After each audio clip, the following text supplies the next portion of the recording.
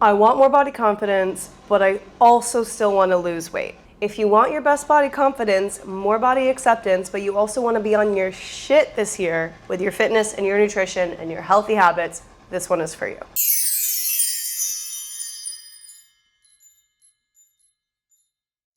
In this video, I'm gonna let you in on the #1 mindset shift that clients have been able to use to find their most body acceptance, their most body confidence, habits that leads to their best physical health in their adult life. Making this small shift is what's going to allow you to have those consistent habits all year long. Tune into your inner badass and really smash your goals for your mind and your body. If you're new here, I'm Sarah. I'm a body image coach. I help my clients find their best physical and mental wellness by focusing on doing things for your body instead of doing things in spite of your body. We're talking nutrition, fitness, self-care, sleep, stress relief, everything. Now, I am somebody who has been around the block with weight loss. Her and I go way back. I remember the first diet I was ever put on when I became aware of my weight, and I was about 8 years old. I was told that I had a limit on how much milk I was allowed to drink every day because I was a kid and I loved milk, but I was only allowed to have 3 glasses a day because I was getting too big. And I remember that exact moment that someone in my family said that to me. And I remember those words, getting too big. And that was the moment that I became aware of my body and that my body in other people's eyes was a problem. So from age 8 to age 22, I was so in my head about my weight.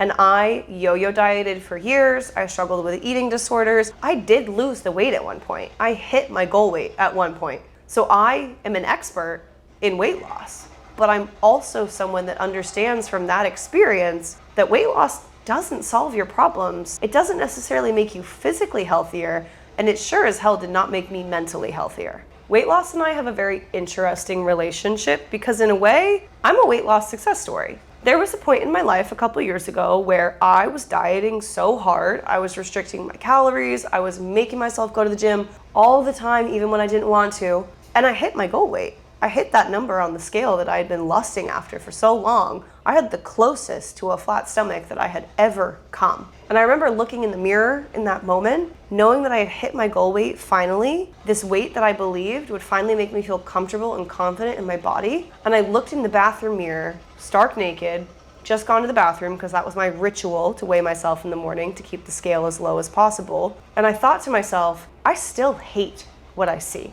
I still think I'm too big. I still think I'm not doing enough, that I'm not restricting my calories enough, that I'm not working out hard enough. And that was the moment that I realized actually losing the weight, changing my physical body, isn't what's gonna make me love that body.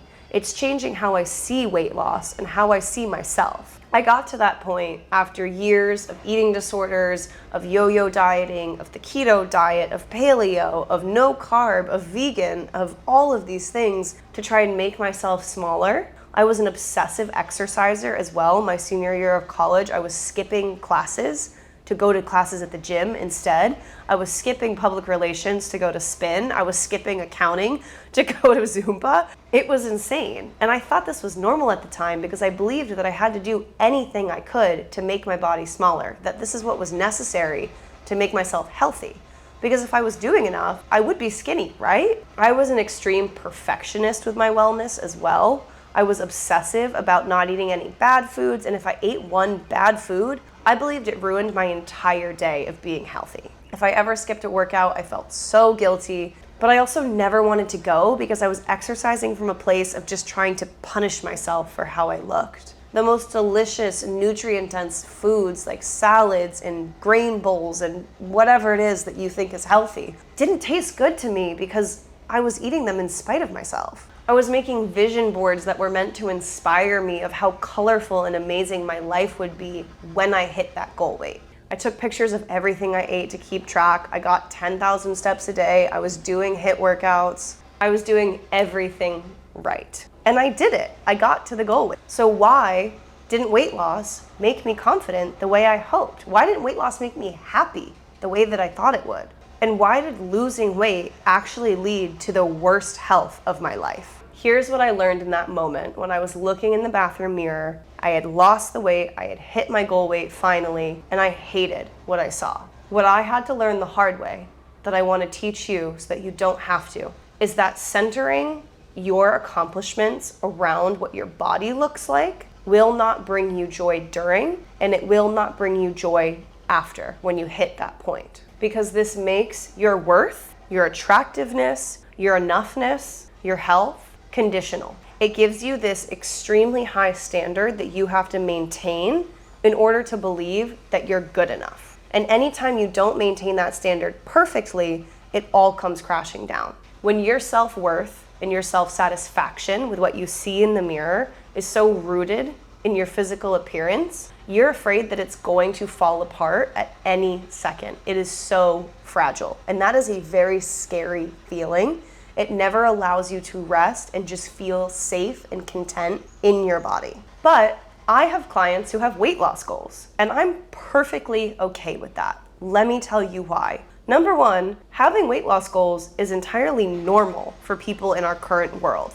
Again, we're taught growing up through the media, through the people around us, through your mom who's always had bad body image, or your grandma who's always made body comments, that health and beauty are both related to body size. So having weight loss goals is perfectly normal. It's perfectly understandable. It's not something that you should feel ashamed of. However, if you're watching this and you know that you want more body acceptance and body appreciation in your life, weight loss goals aren't probably going to help you get there, at least not in the traditional sense. Here's what I tell my clients who have weight loss goals. I tell them that it's perfectly okay, it's perfectly understandable, but the way that we're actually going to get you to your most consistent gym habits, to your strongest nutrition, and to your best body love is to just decenter them. We don't have to get rid of them because that's hard. That's a lot of unlearning. And we also don't have to be so all or nothing, but we are going to remove them from the focus of your mind.